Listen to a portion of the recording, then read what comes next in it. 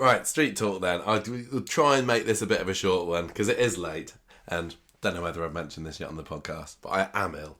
And it's Sunday, so we don't want to be doing all this. But 5 main stories this week, Gemma. You know my terrible Roy puns for last week's one?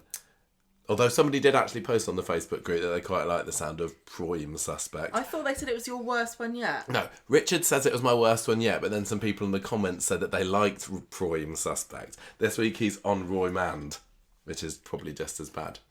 Next up, Alya wanted and more. Thinking. Yeah, all you wanted. Yeah.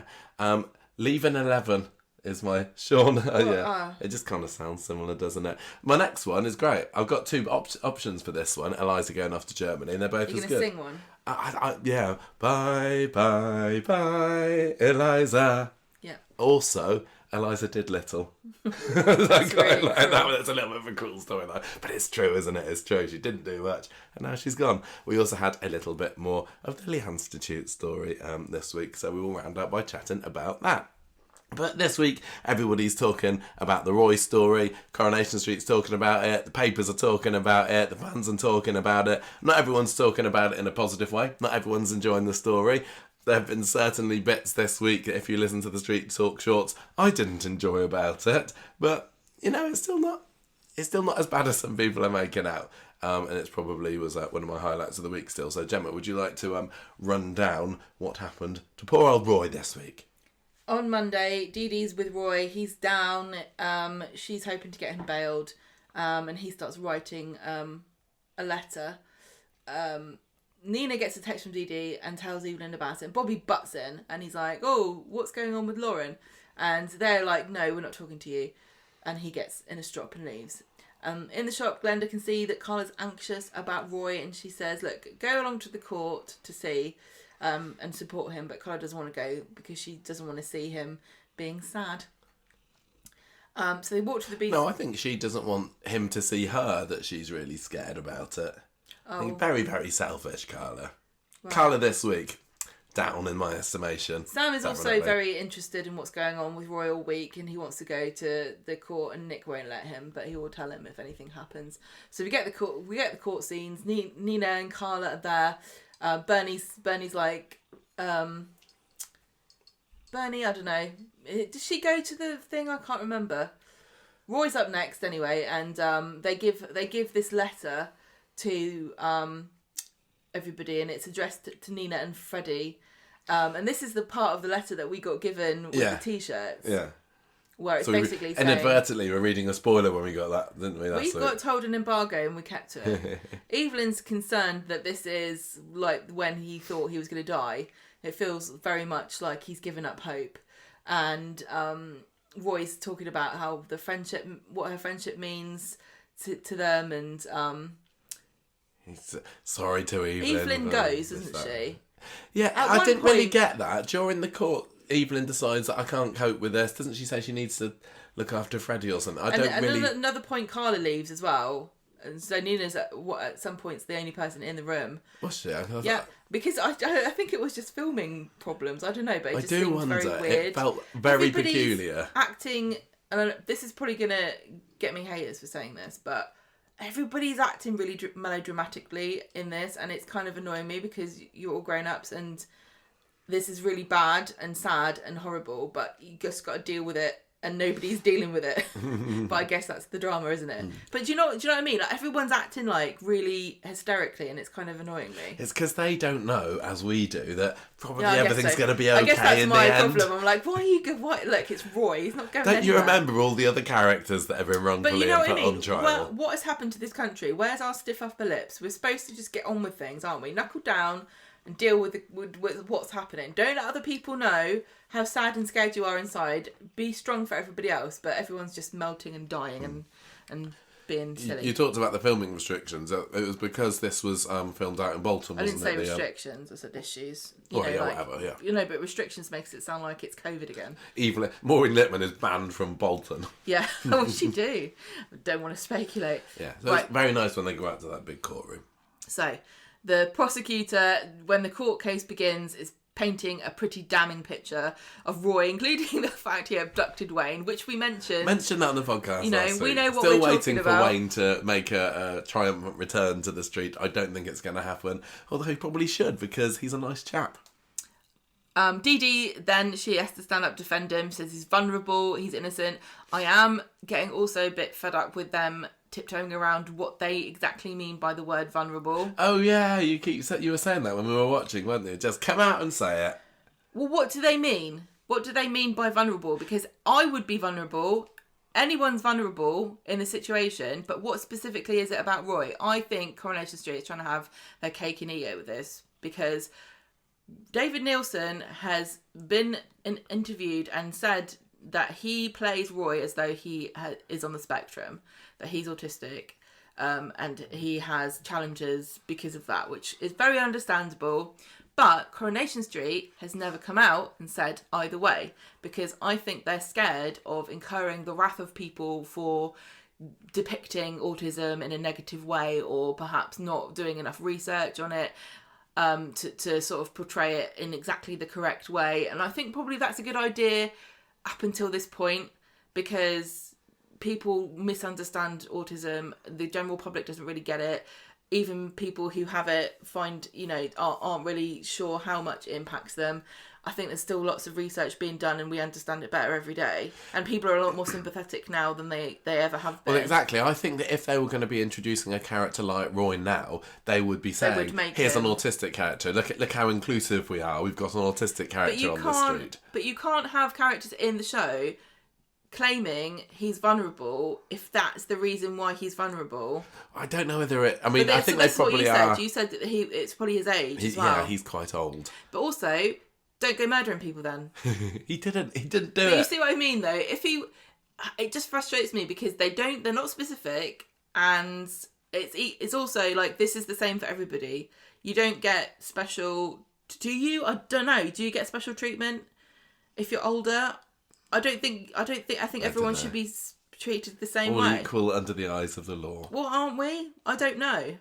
Anyway, she says he didn't do it. Yeah, I was surprised that, well, not surprised really, but really there should have been probably other people from the community there to watch him, to support him for his hearing. In the old days. Yeah, that was one of the things that came up when we saw Mikey North and Ryan Prescott at the Isle of Wight event. We watched an old episode of Coronation Street from when they had the Mr. and Mrs. quiz with Stan and Hilda versus Brian and Gail. They were both astonished by this sheer number of main characters that were in that one scene. It was absolutely packed. You'd never get that now. Yeah. I spoke to Mikey a bit about that afterwards, but you're right. So I think there should have been more people, but that's what this story has been like, hasn't it? There's been a small number of people really, really close to Roy that have been campaigning for him. There's been the odd one on the outskirts, like maybe Sam. Okay, but can I just say something?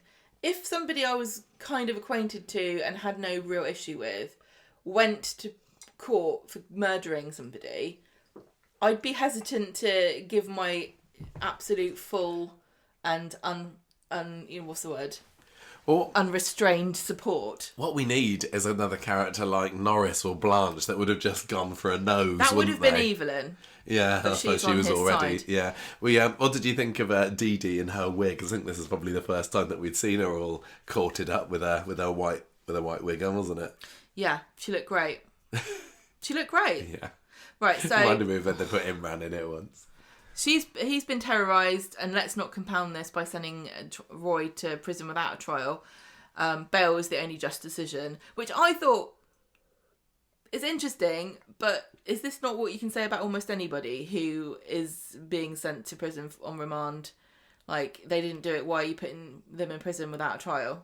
That's just how this works. Well, they ended up not bailing him, didn't they? And I think lots of people are a bit annoyed. No, bail denied. They ended up not bailing him, And people online, and I get it, and I'm probably feeling the same way as well, thinking, maybe he should have been bailed, because there isn't actually any decent evidence towards him. And they were saying, he attacked Gary with a cricket bat a long time ago, he maybe pushed this lady over last week, he abducted Roy, but there still isn't a body. And I've already said before that you can have a murder trial without there being a body. But have to he be doesn't fairly seem sure like that a someone's danger dead, to though. society. Okay, no, that's so not true. Look, maybe it's the Libra in me. Maybe I'm just naturally, well, that would be naturally, also contrary. But the only thing they know for sure that he did was attack a woman who was filming him, sleepwalk and set fire to a boat, kidnap a boy, and also attack Gary with a baseball bat. Those things alone are enough. The fact that one of them happened after he was expressly told to leave everybody alone, those things are enough to say that he is a danger to people and he should be kept in prison. And all the DD, and look, I'm totally sympathetic to Roy, and I wouldn't be saying this if people weren't so adamant the other way, but I feel that there has to be a bit of balance here.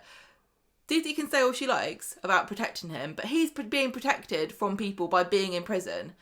I feel like I'm taking crazy pills. Everyone's like, oh, he didn't attack the woman. She fell over. She fell over because he grabbed her phone. You can't grab phones off people because you don't like them filming you. That is not how it works. Even without her falling over, the fact that he went and grabbed the phone off of her is enough. And I don't care what she did before. That's not what this is about. He totally deserves to be where he is because she's just one of many people. What's the next thing that's going to happen? What if somebody came into the shop and started having a go at Nina and he came in and found that? Don't you think it's totally within Roy's character that he would go for them? He would. He's done it before. Is everybody crazy? I don't know. Except I don't me. know.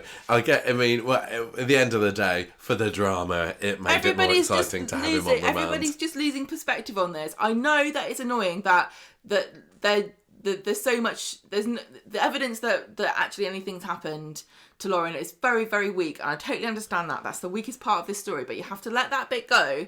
Once you've let that bit go, the rest of this is actually really fascinating. And, you know, there are people now at the end of this week, we haven't got to it yet, that are starting to wonder whether Roy really did it. And I said all along he's totally capable of doing this. Well, Whether or not he did or not is irrelevant, but he has a long history of reacting in ways that other people you can't say the same of. yeah. Coronation Street's done a really good job of setting this up, apart from the trouble with Lauren, which is that she's probably not dead. And I really think it's a massively weak part of this story, and unfortunately some people will never let that go. Well, but it's also that a lot of not people that I are know still... what it's like to not let things go. A lot of people are still saying, very rightly, that Coronation Street didn't do a good enough job of making us care about Lauren. It's not about Lauren. I don't think there's very many people who are saying, oh, I really want to see Lauren, I hope she's Yeah, but okay. I think if this was a character that we cared more about, it would feel like it was working better. I agreed with that at the beginning, but then it became apparent to me this isn't a story about where's Lauren, it's a story about what's happening to Roy. It doesn't matter who it was. But that would just divert focus. Do you think it's going to be long before we actually find out what's happened to her? Because I think it's going to be ages. I think there's a danger zone there because... I think they're possibly at risk of already passing that. What does that mean? Like, by danger zone, you kind of think eventually they make it too long and then people really, really won't care. No. What? You totally misunderstand me. What do you mean? I think Lauren's not dead.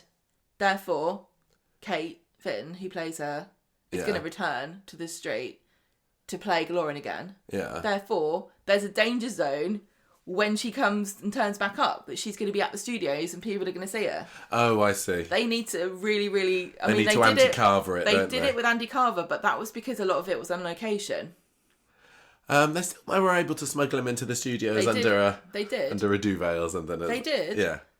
They've got a mole. We know they've got a mole on the team somewhere because they've leaked things that they shouldn't have done, and there's definitely I'm not going to say anything.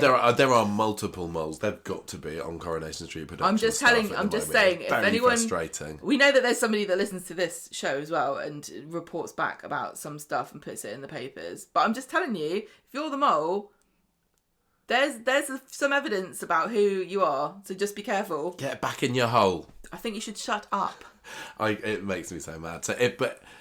But if there was something in the paper saying, oh, Kate Fitton's been spotted at Media City, I don't know whether I feel spoiled by that, just because there's nothing, There's no part of me that's thinking, will she come back? She will come back, won't she? It's just a matter of when. I'm like 95% sure she will, but I don't care about... The question... I don't want it to be... I suppose the thing is, I want her return to be a surprise. Yes. I don't want to see her see reports that she's back in the papers and then saying, well, I know that in 6 to 8 weeks we'll have Lauren back. At the moment, I'm still thinking, it could be any time. It could just literally just cut to her at wherever she's being held hostage. Exactly what I'm saying. But it feels at the moment still like it's going to be tied up to the court case whenever that's going to be. So, continue. Sorry what else are we doing? Sorry everybody that I'm being contrary about some of these things, but people know what you're like. we have to give a different opinion about some of these things. That's what makes it interesting to talk about it. Otherwise, we just say what happened and that would be it. So, in the pub, Glenda's telling Bobby about her theories about who took Lauren. The person who took her must have been strong, or maybe he wrestled her out and she was fighting. And it couldn't have been a weirdo, it had to have been somebody that didn't stand out. I like the way they're trying to make us think it wasn't Bobby Bot done it, but I don't care because Glenda's wrong. It was a weirdo and he wasn't strong. Bobby done it. It was not Bobby. 100% could not possibly have been Bobby because he's the one that found the flat empty. I did like Glenda talking about this because I think the trouble with it is that if there's too much focus put on the actual crime itself, it starts to just become obvious it's very improbable because you had to have killed her in there or carried her out unconscious. How do you carry a woman out of a flat unconscious without anybody seeing you and not being picked up by any videos? The only way, I'm sorry to be graphic, but the only way I've ever seen crimes like this happen is when people get taken out in bags or in luggage. I was still going to say luggage. She's. I reckon that she could. Concertinaed her up. But she'd normally fit inside you would standard not be. Side luggage. But what I'm saying is, normally you would not be. You would be dead then. I don't know of any case where somebody's taken somebody unconscious out in a bag or luggage. You're the expert. But maybe they have. I don't know. Well, I wouldn't know about it because it's not murder, so I don't care. But you know what I mean. She walked out with somebody voluntarily after having been... Somebody was beaten in that flat and blood came out of them. I think the twist is going to be that it wasn't her, but then the blood does belong to her, so it can't have been somebody else, can it? Because they would have found other blood. Yeah. So she was beaten and bloodied in that flat, and she walked out covered in And blood. during the daytime as well. She walked out covered in blood and nobody saw her? Very unlikely. So it's actually more unlikely to me that... And this is why I don't have a big problem with the police thinking that she's dead. Very, very unlikely to me that she was taken out unconscious. Far more likely that she was taken out in bits, because it's so much easier to take someone out in pieces. I'm sorry, but it is. Just imagine if they have that. Imagine if Swain's there going, she was chopped into little pieces, I'm pretty sure, and flushed down the toilet. Britain's Got Talent Week, post-Watershed episode, graphic detail of Lauren being... recreating Roy chopping her into pieces, because he's very handy with a knife, because of all of his cafe. Didn't they talk about doing a reconstruction this week? I'm sure there was some dialogue between a couple of people about doing a reconstruction. I'd be kind of interested to see that. I'd like to see a reconstruction of it with no-name actors playing the part of... Playing Lauren. Yeah. I think... Special guest star, Millie Gibson plays No Lauren name Bolton. Actress, come on. Well, yeah, not no-name, her. I think that's what we're missing, is a credible explanation of the crime from Swain or another police officer that really makes sense. Because at the moment she is grasping at straws. And you know, the elephant in the room is that we're not really sure that Lauren's even dead. Yeah. So anyway, Carla's like, he gets sent out, down, doesn't he? Who does? Roy. Oh yeah. And then in front of the court, Carla has a massive go at Dee Dee, saying it's her fault that she didn't try hard enough. And Nina says, I've got to phone him. And Dee Dee says, look, it doesn't matter what you say, I'll just be happy to hear your voice. And then she gets left alone, and I'm thinking, this poor woman, Carla's such a cow, isn't she? She's a massive cow. Anyway, this is when horrible Joel starts getting his talons in there. Now, interesting, why was Joel at the court? Yeah, I've seen people saying this week. Well, is it just he just happened to be there, the coincidence, or was he just making sure that... Hang on. He is a solicitor, so he should be at court. It's not like he was at, Sweet Enough or the pound shop. Solicitors go all over the place. He is at court, so it's not weird that he was at court. It's what I'm saying is, was he there to jump on Dee Dee? Was he there anyway? Or was he there listening in on the court case because he's the one who killed Lauren? Yep. And he's concerned. Oh, and there's been quite a few suspicious looks from Joel this week. Well, there have been for him. I've put the Joel stuff with Dee Dee in the Alia story because there was a bit of crossover there. But there's been a few definitely dodgy looks from him. There was that phone call that he got. Was it Wednesday's episode where he's like, "Sorry, I need to go out and take this." He comes back and says, "Oh, it was just Emily," but. And also, he keeps saying, like, "Oh, I'm really nervous because I've got to see my daughter for the first time." Then he never goes and sees her. I was thinking exactly the same thing this morning, because it's now supposed to be next episode that he's going to go and see her. If he has an excuse, or if there's some kind of reason why he can't see Maeve, because now Dee Dee is saying, it was just completely crossing into another story. I know, sorry. If Dee Dee, because Dee Dee is supposed to be going with him, isn't she? She's offering her support. If he says on Monday, "Oh, no, it's fine, I'll go on my own," that's dodgy. That's dodgy, but also, is he using, "Oh, I've got to go see Maeve," as a cover for why he's anxious? Yeah, exactly. Or is Maeve Lauren?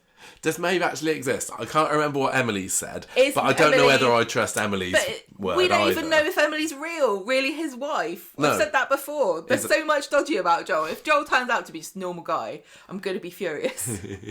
I've been a lot more excited about seeing Callum Lill, who plays Joel, on social media recently. He seems like a really great guy, and he's like loving being in Coronation Street, isn't he? Which normally seems to happen when you know your time's up.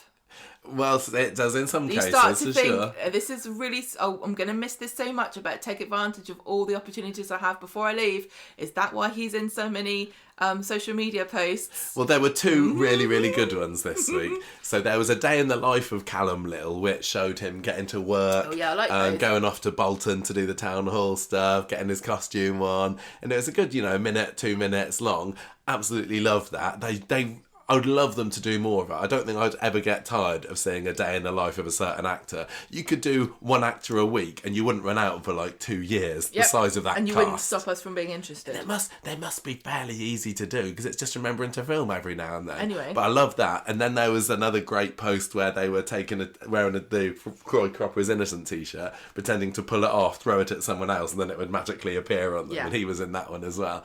And that was a great video because right at the end it gets thrown to Vicky Myers, who was in character as Swain, and she just kind of takes it up and has a look at it, shakes her head, and then chucks it on the floor. That was so good.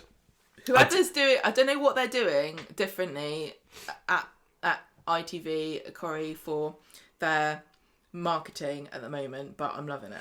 I'm loving it. I still think that they're trying to make it something bigger than it is. Back when Deirdre was wrongfully imprisoned, they didn't need the ITV marketing machine to get people up in arms about the fact that she'd been wrongfully incarcerated. The Frida Weatherfield one, I don't think was them. No, I don't think it was. I think it was the papers. I just want to point out that Brian Altman already made his own Roy Cropper, like before he saw the design of this, it's like it is organic. It already started. It started a little bit, but it does feel a bit like Corrie is trying to push something that people aren't as invested in. But I don't care because if whoever is in charge, if whoever's in charge of this new marketing and I don't know whether it's is it somebody new at the publicity office at ITV, I'm not sure, but.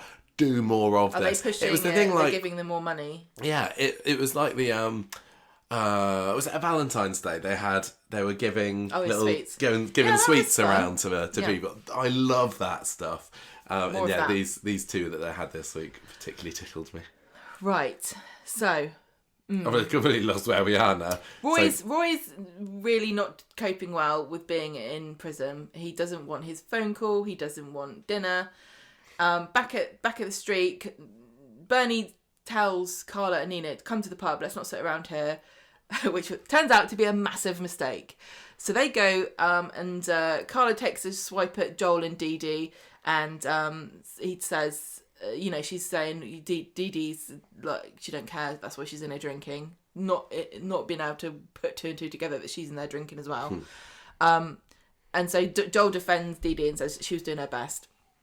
And Carla apologises and says sorry, I know it wasn't you. And Dee Dee says, well, how is Roy? And they're like, well, we haven't been able to he hasn't phoned us yet. And she says, well, what number is she going to call? He's only got the number. He's only got memorised numbers. It's going to be the cafe. Right. I would say that if anyone's going to have memorised lots of phone numbers in this modern era, it's Roy, isn't it? And he does have a mobile phone. He's got a mobile phone. You could say, oh, he wouldn't use mobile phones because he's got his own mobile phone, and he obviously.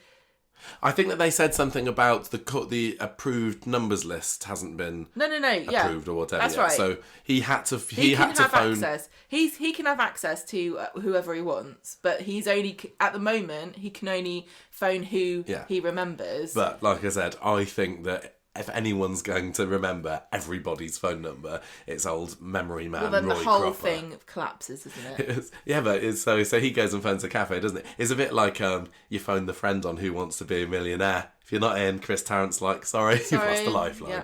Although I think that was probably a bit of a setup. I only know my own number. I only know my number, and I've written your number time and time and time. And it's funny because I know my nan's number, and she's been dead for about 15 years. People of our age grew up knowing people's phone numbers, but we can't do it now. Yeah. Like, why haven't we kept the skill of being able to memorise phone numbers when it was second nature to us 25 years ago? Number. And when you answer the phone, you'd be like, hello, 238 how can I help you? Nobody would do that now. That was insanity. Right, anyway. Maybe it was because back in the day we only had to remember 6 digits for a phone number because we knew the area code anyway. That's true. And it's just those extra 5 that we've got on the mobile numbers that's made it impossible to possibly remember it. So they go back to the cafe to try to pick up this phone call. They tell Bobby that he's on remand, and Bobby goes to the station. Bobby's on remand. Amazing. If only, eh? Bobby, and this is where Bobby throws a massive spanner in the works, and again, stupid. And I want to just say there's two different sources of idiocy in storylines. Some of this, this is rude. I'm sorry, storyliners. Sometimes it comes from the story. But sometimes it's generated by the characters. And I have a higher tolerance for idiocy generated by characters because people are stupid. And Bobby's an idiot, and this is the kind of stupid thing he would do. But exactly, which is why after Monday's episode... Some people criticise this because, why would he do that? But, after Monday's episode, it's like, oh, bloody Bobby, what are you doing, you pillar, going to do this line to the really police? Dumb. But it was after Wednesday's episode when the story then went, and here's how the plot's going to go. That's when I just lost it. I was like, come on. Like, go on. Okay. Bobby goes to the station to tell somebody about Lauren's disappearance, and he tells Swain, I want to change my statement. I saw who took Lauren. So this was all based on what Glenda had said, wasn't it? This is so dumb, because now he's totally throwing Lauren under the bus. That nobody's going to be looking for who actually took her, what happened to her. He doesn't care about her at all. He only cares about Roy for some reason. I know, I don't buy that Robbie really cares for Roy that much. No, I think it's Carla that he's trying to please, but it just seems like a weird thing to do. I think what happened is he didn't really think it through. I think he didn't foresee how this would really play out beyond I can get Roy out of prison. He was basically trying to put them off the scent, exactly, lead another little breadcrumb trail for the police to follow that would not lead anywhere. I'm just going to also say that he is by far and away not the only person who's ever done this in real life. Like, tried to throw the cops off somebody and totally derailed an entire investigation because they're looking based on clues that are completely fake. So he says, somebody came out of the bedroom wearing a balaclava, and I didn't tell you before now because I was scared because the man said, if I tell anybody, I'll be dead. And they ask him what colour the bloke's eyes were, and Bobby kind of pauses dramatically, and we're like, what's he going to say? What's he going to say? I wish they'd shown more of this, and at the moment I'm still not sure about does Swain actually believe him or not, because she clearly didn't believe him there, because she's smarter than that, and the fact that she was asking what colour his eyes are, that must be like a standard question that you ask. What, to see when you they suspect hesitate that somebody is lying to you. She obviously... But we didn't get to see any of her like saying, well, that's what I'm convinced. She didn't talk to her silent partner afterwards and say, you know what, this guy straight away said brown, and so I think that... You must have said brown because that's what you would say, isn't it? Well, that's the colour of... isn't that... What colour eyes are Daniel's? Oh, I don't know, actually. Can you look him up? I'll have a look and see what Millard's eyes are. Well, whoever it is, I mean, he must have been whatever colour eyes he has, because he's now a suspect, isn't he? Yeah. Bobby gets back to Carla's flat. She's kicking herself after they missed Roy's phone call. Blue. So Blue he eyes. must have said blue then. Bobby Blue Eyes, they call him. Oh, Rob, my lad. But I mean, if I was Bobby, Yes, show Michael. Bobby, I'd probably say I don't really remember. I Because don't. it was I a wouldn't while remember. ago. If somebody stared at me through a balaclava, it makes sense that I probably should remember, but I probably wouldn't. But anyway, I don't buy it if Swain 100% believes him. But the way the plot progresses Wednesday and Friday, it's almost like she does. I'm also confused here because Bobby, I don't think he's setting Daniel up. I just think this is No. It's a coincidence. So, but he said blue, which No, we don't know what he said. he must have said blue. Otherwise, they would have ruled Daniel out. Or he might have said, I don't remember. Oh, that's true. Right. So, Bobby tells Carla what he's done, and she can't believe this. And he says, "You got to back me up, because you got to say I remember coming home and I was upset, because I'm obviously shaken up because I've been threatened." Carla would never do anything hell? like this, would she? She's got her head screwed on, right? Surely she wouldn't go along with Bobby's crackpot plan. Wait until Wednesday. On Wednesday, Bobby's like, "I'm saving the day. I'm the hero of the show." And Carla's like, "No, you're not." He gets called by the police and they want him to talk to them again. Roy is still refusing breakfast at the prison. I'm surprised how little of Roy in prison we're seeing. There's just been a little bit of hunger striking, Well, hasn't hang on. there? When we spoke last week, we said we would be surprised if we saw Roy at all. Did we? So the fact that we're seeing him a little bit... He's got a nice it makes friendly sense. guard. You could just go, right, David, we're going to do a week of filming you in the prison set and we're going to use that over the next 3 months. You can go on holiday now if you like. Go to the Isle of Wight, it's really nice. I wonder how much of Roy is thinking of Hayley's time in prison as well, because when Wayne was abducted by Roy and Hayley, rather than admitting that she did anything wrong, Hayley took the punishment and spent a couple of weeks behind bars, and where she was treated horribly by this really vile guard and everyone else around her. And Roy, if I was Roy, I'd probably be thinking, is the same going to happen to me? Right. Yeah.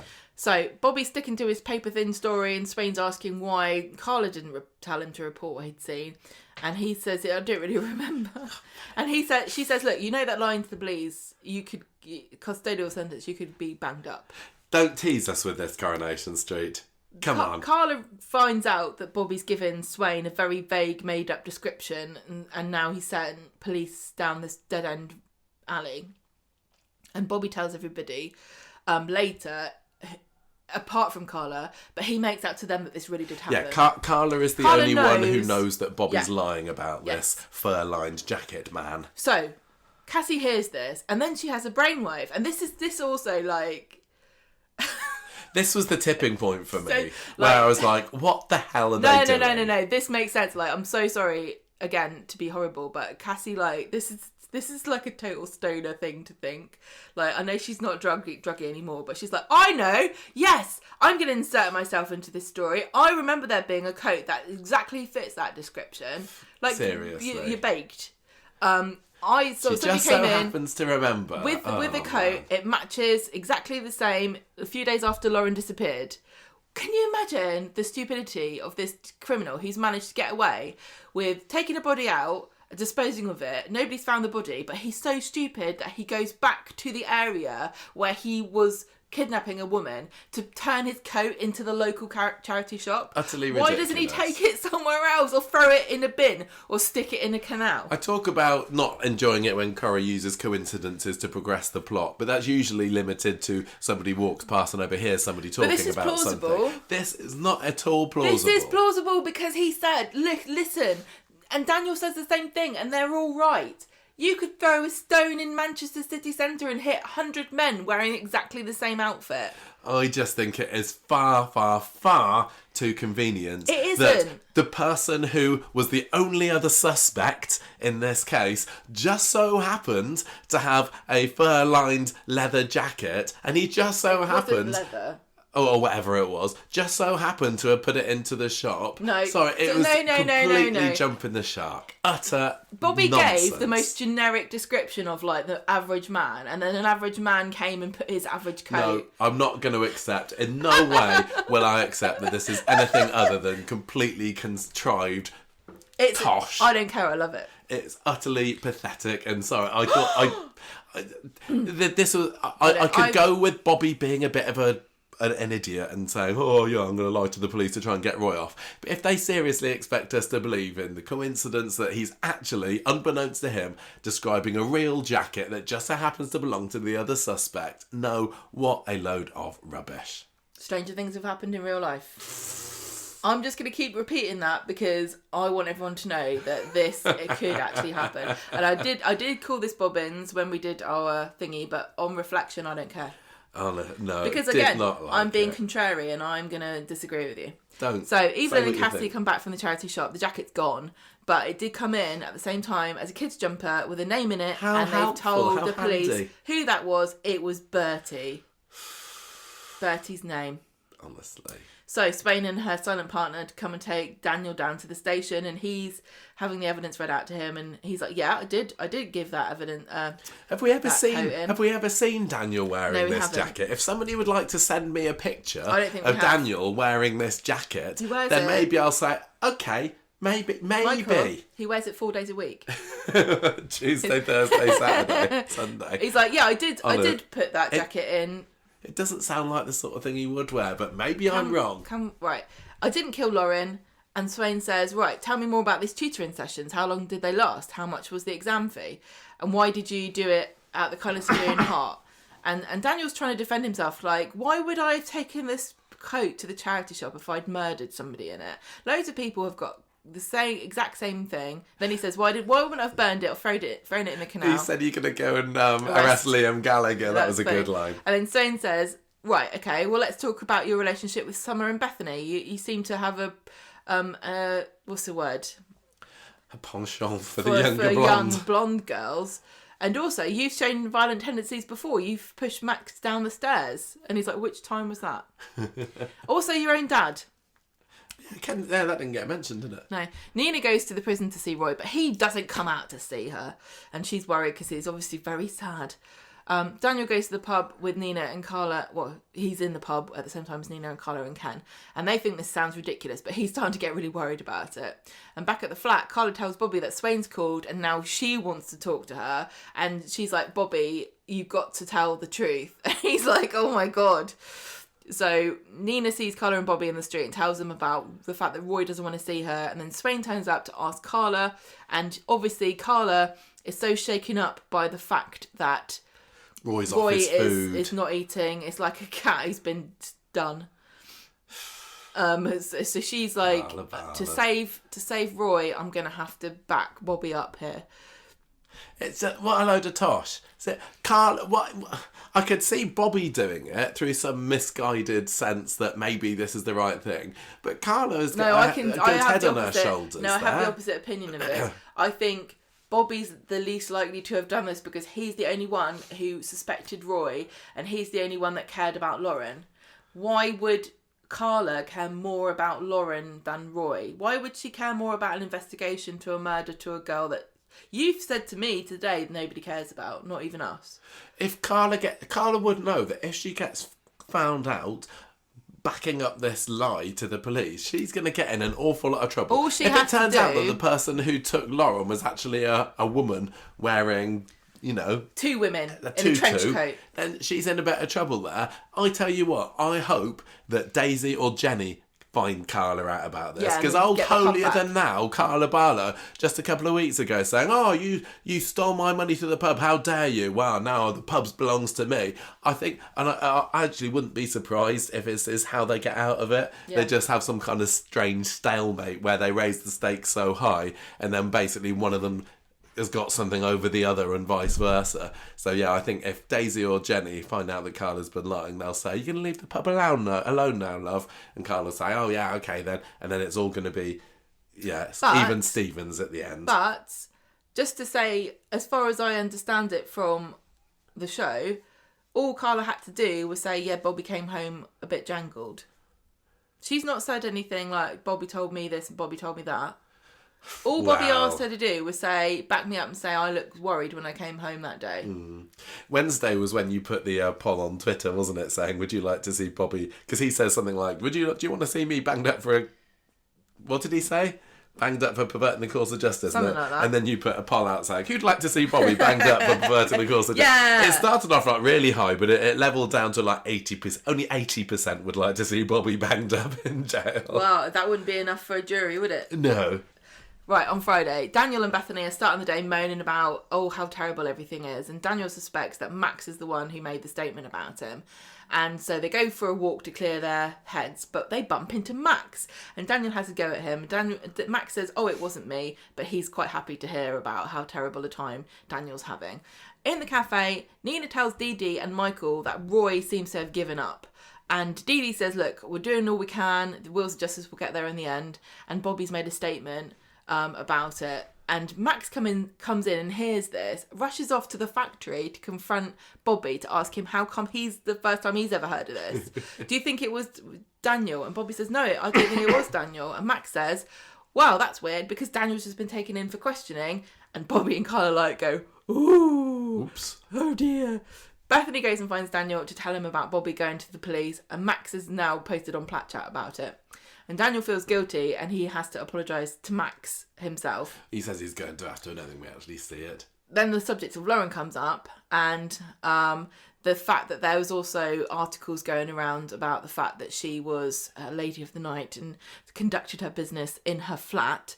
And he doesn't believe this. They say knocking shop in this, correct, we can say that. And Daniel says, I've just realised something. And when Bethany goes to deliver a parcel, he phones somebody and says, I've got to see you urgently. I know someone that worked in a knocking shop. Bethany meets up with Daniel in the cafe, Max, and he's clearly fallen for the Bobby story and thinks it was Daniel who did it. And she's like, it wasn't Daniel, and you should stop saying that it was him. Then Max and Bobby meet up. They see Daniel leaving the flat after Bethany's gone, and they follow him. And they follow him to the precinct where he's meeting up with these two women. One of whom we know is Nikki, his old friend. His cardigan-wearing companion. That's right. And one's another sex worker. That's right. Well, we don't know that yet, but Bobby and Max take photos. Then we also... I hope Bobby and Max are... I've been trying my best to support Max over the year or two because I know he gets a bit of hate online, but just throughout of this, Max is really getting up my nose just how smarmy he's been. I would be like this if Tim was suspected of being a murderer. I'd be like, knew it was him. I knew it's Tim. Absolutely knew it's him all along. Everyone who thought he was a good guy, you're all stupid. So meanwhile, Roy calls Nina and says, I'm sorry that I didn't come out to see you. That was very rude. They talk about the reconstruction that's going to happen next week. And Nina says, Bobby's told everybody that he's seen somebody else. And Roy can't really cope with this. He puts the phone down. Missed opportunity for Roy to have phoned up Nina and said, it's Roy Cropper. Come on, scriptwriters, come on. They're not trying to make it Not funny, even trying anymore. Right, so later on, Swain comes to see Daniel in the flat and she's like, look, I need to talk to you. And Daniel says, no, you're harassing me. There's no new evidence.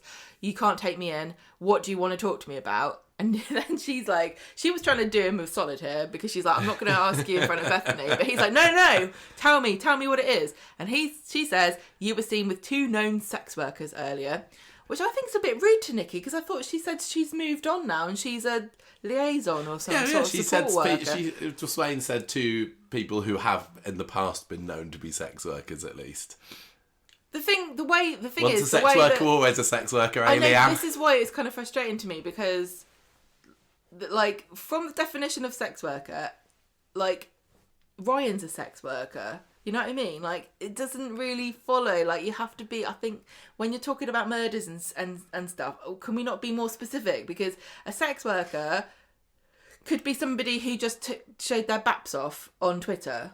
That's not the same thing as somebody who is having people come to their flat to pay money to have sex with them. One of them is a lot more dangerous than the other, and the sort of person who pays one or the other are two kind of different people, aren't they? Yeah. Like somebody who looks at like naughty pictures on the internet, not the same kind of person who goes to someone's flat and pays them 50 quid to have, you know, a time.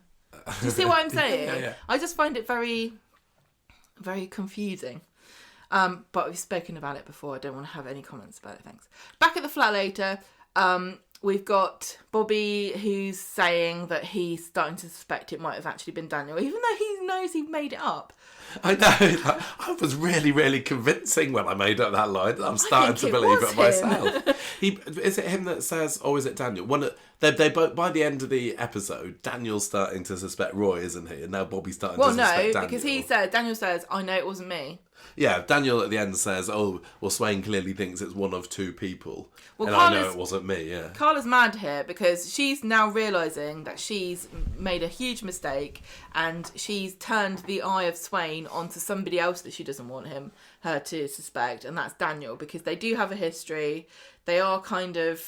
There's all incestual stuff because, you know, she's Peter's wife and Peter's related to Daniel, but she also shagged Daniel once, so she doesn't really want Daniel to go to prison. So she's like she says, look, Bobby, Daniel didn't do it either. You and Max need to back off. Now here's a novel idea. Maybe they should just let the police get on with it themselves. Maybe stop telling the police fake things. Yeah. And they might find the real person. There's a whole, 3 police officers in Weatherfield. Surely that's enough to solve any crime. But the only justification 3 times as many police officers in Weatherfield as there are school teachers. Definitely.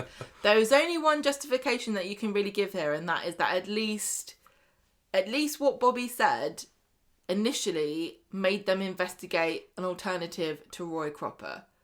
Unfortunately, it turned out to be Daniel, but they weren't looking for anybody apart from Roy. And this is how, I've said this before, this is how it works in this country. Once we found a suspect, once the police find a suspect, they just investigate with the best will in the world to find evidence to prove they did it. Well, if you've charged that, Swain was probably thinking she could put her feet up on this case for a little bit. I know that's not really how they do it, and I know that they carry on investigating all other leads, but they're going to focus on that one person, aren't they? Why would you carry on looking? It's like if you lose your car keys, you find them and you go, right, I'm sure I've lost other things as well. I'm just going to keep looking to see if I can find anything else. Genuine question, and maybe people who are listening who are involved in the police can help me out on this one. How many big cases does your average police officer work on at once? If, let's say, you're at the detective sergeant level, like old Lisa Swain is this going to be all-consuming about every working minute of her life? Or is she, at the same time investigating drug deals and bank robberies? I don't think you get to just do one thing at a time. Well, I want to hear her talking about it, saying, I was just about to spend a little bit of time on the case. The big fish and chip shop robbery. Yeah, and now I've got to go back to this one again. I thought I'd solved it. Right. So later on, Daniel's back from the station and Bethany is not happy because he's been sneaking around behind her back. And she says, look, Nikki doesn't do sex work anymore. And also, I never even paid her for that in the first place. It was just cardigans. Still doesn't get mentioned, He doesn't specifically say. Come on. So Nikki comes to see Daniel after Bethany goes off in a huff. And she was a lot more tolerable this time around. Yeah, you said that after we watched it. We weren't that thrilled because we heard a few weeks ago that Nikki was going to be back, and she does seem to be a character that goes away for a bit, and you think, well, that's all for Nikki, and then she's back again. And I didn't love her. She was very sassy. I just very think confident. My memory, if somebody were to say, yeah, Nikki on Coronation Street, all I think of, she's the one who dressed up in Sinead's cardigans. Yeah. But I didn't really get I didn't really get on with her as a character. No, I didn't, but I prefer her to Bethany at the moment.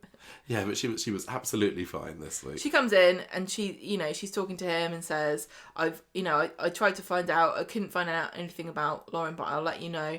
And he says, did Roy ever use your services? And she said, no, I would have said if he did.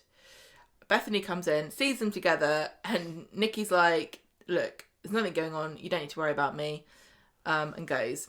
And Bethany tells Daniel that he's not doing himself any favours. The fact that everyone suspects he's up to something. Then he keeps meeting up with her. Swain's trying to investigate. He's got Bobby and Max on his case. And Daniel says, look, even though Nikki said that Roy never used her services, doesn't mean anything. I know. Other sex workers are available. Exactly. And it wasn't me what done it. And Swain thinks it's one of me and Roy, so I reckon it was Roy. Yeah. And it's a bit like the traitors, isn't it? And I'm not a traitor, so therefore it must be you. It must be you. So, meanwhile, in prison, Roy has this very interesting special effect. Interesting, yes. Where he looks at the wall and it kind of projects his memories onto the wall. Out of his eyeballs. A few people I've seen online on Twitter and saying, "Oh, can't wait to see what Michael says about this." I didn't mind this. They've done this before. I think because I'd been forewarned that something... We got told it was a musical montage. No, I don't think we had been told that. I think I'd been forewarned that there was something a little bit off at the end of the episode. There's something a little bit weird, something a little bit experimental. And I took that to mean it's going to be a musical montage. It's going to be a Christmas Day final scene. Everybody's looking sad as some jolly piece of music plays. But no, it was... they have used this technique before, haven't they? There was when Toya was being interviewed after Imran's death. They showed some of her memories being projected onto the wall. It was very weird. It was very unnecessary, but it wasn't as bad as I thought that it could be. But totally not needed. And then it ends with this shot of Roy looking to camera and going, "Whoa!" Are you watching me? It was just silly. I didn't mind it because it made me... I thought it was very evocative of how sometimes when you're trying to remember something, everything's a bit jumbled and confused. But it has put some people in the mind of perhaps Roy did do it. Because you can interpret... This is why it's quite good. You can interpret this a couple of different ways. You can interpret it as he's trying to remember what he can think of that he'd spoken to Lauren about. Or he's thinking about how sad he is that she's died. Or is he remembering a crime that he committed, or is he remembering how obsessed he was with her? I don't think that would make sense for Roy as a character. No. But it is very weird to sort of have a memory of a teenage girl. It was very sexual, wasn't it? It was all close-ups of her face. It was all her looking very cute. It's the kind of thing that if you were to show the average person who'd never seen Coronation Street in their life that clip and say, this guy's in prison for killing this girl, do you think, based on this very short clip, do you think he did it or not? I think most people would say, yeah, he must have done it, because why would you have these memories of this girl like that? I'm waiting for a surprise witness in his court case being the prison guard, and so saw him projecting his on the evening screen. of Friday the 19th of April. Can you tell me exactly what you saw on the wall of Roy's cell? Well, it was very sexual, Your Honour. Well, I don't mean that it was obviously not overtly sexual, but I don't know if they meant it to be. I don't interpreted in that way. But a close-up, like lots of close-ups of like a hazy face and lips and eyes of a girl who's now been murdered. She's a very special person. She's a pure, innocent soul. I can't remember what he said to her about it the other week. You can't really project a vision of how great he thought she was at like getting all the grease out of the trap under the oven. In the cafe, yeah. I don't know. Because he doesn't even think she was a very good employee because he fired her. Yeah, I don't believe that. It seems like a silly discussion to have, really. Like, did Roy do it? Because clearly he didn't. I think he did. Although that would still be accident while he was sleeping. I don't know whether that would be the best outcome. I mean, if David Nielsen has behind the scenes said, you know what, I want to hang up my penny now. If this is his exit storyline, no, maybe it would spoil it for him. Go on, what? How old is he? He's quite old. He's like 70 odd, isn't he? The thing is about Roy and David Nielsen is that there doesn't feel like it feels too risky to say, let's have you commit this crime and go to prison for like a few years and come back, because you can't predict what will happen when somebody is of advanced age. And I don't want to be horrible, but it doesn't have to be you die. It could be you've got health problems or something happens where you just decide, I actually like being retired. I don't want to go to work anymore. Yeah. So they couldn't have Roy. Like, that would, if anything's going to make people go mad, forget complaining about there were unsold tickets for a VIP experience on the Isle of Wight. Forget complaining that Lauren isn't actually dead. Forget saying that this is totally out of character for Roy. Imagine if Roy actually did turn out to be a murderer and his final scene was him being thrown in prison for the rest of his life to die. That would be a bit of a downer. That would really make all these people that keep saying, I'm never going to watch it again, I'm sick and tired of it. Maybe they actually would stop watching it. I would like, I've said kind of like, oh, that'd be the best twist ever if he actually did do it. But I think this is playing into what Coronation Street thinks viewers want, which is the big, surprising, shocking... Surprised he didn't do it. Yeah, but really, if I think about it and take a step back, as much as I would probably be excited by the immediate high of, wow, I never expected that. Too much literally, by the next week it'd be, so that's the end of Roy, that's his legacy, is it? Nah, don't fancy it. He's going to be fine. He's going to be out by Christmas. He's going to be out by summer holidays, isn't he? Right, so I have been definitely feeling a lot more down about this story just because of Bobby's involvement, Carla's decision to go along with his ridiculous crackpot story. Kind of ready for the story to take a little break. I don't know whether it will. Sometimes when they put characters in prison on remand, they'll show them for the beginning and then not visit them again until it's time for the trial. So is that happening with Roy now? I don't know. I suppose it wouldn't make sense for everybody on the outside who's campaigning for him to stop. And also, if ITV is trying to drum up all this publicity and interest in the story, it'd be silly if it fell off a cliff for a while. But it just doesn't feel like they can string this out for much longer because people are already starting to get tired of it. But let's give some other stories a try. I'm sure there's not going to be anything at all on next week's Coronation Street that's going to get people het up. No, not at all. We're done with controversy. No more controversy on Coronation Street. Just plain sailing next week. It'll be fine. Right. Next story time. Alya wanted, and more. Can you do the synopsis for me? Because I have got a sore throat. Oh, Michael. What? On Monday, Adam sees a potential client who's called Rebecca at Chariot Square, and she's a CEO, and Debbie's watching them flirting. And Debbie brings over some wine because they're getting on really well. And then Adam sees a message on her phone going, is he hot? You've written she's hot, so I'm just confused. Oh, yeah, sorry. Later, Alia is impressing a client who's called Rich, who probably is, and he's working with them. They're working together because Adam's not there. Yeah, Alya is going above her station. Lowly secretary Alya is thinking that she can do this lawyering.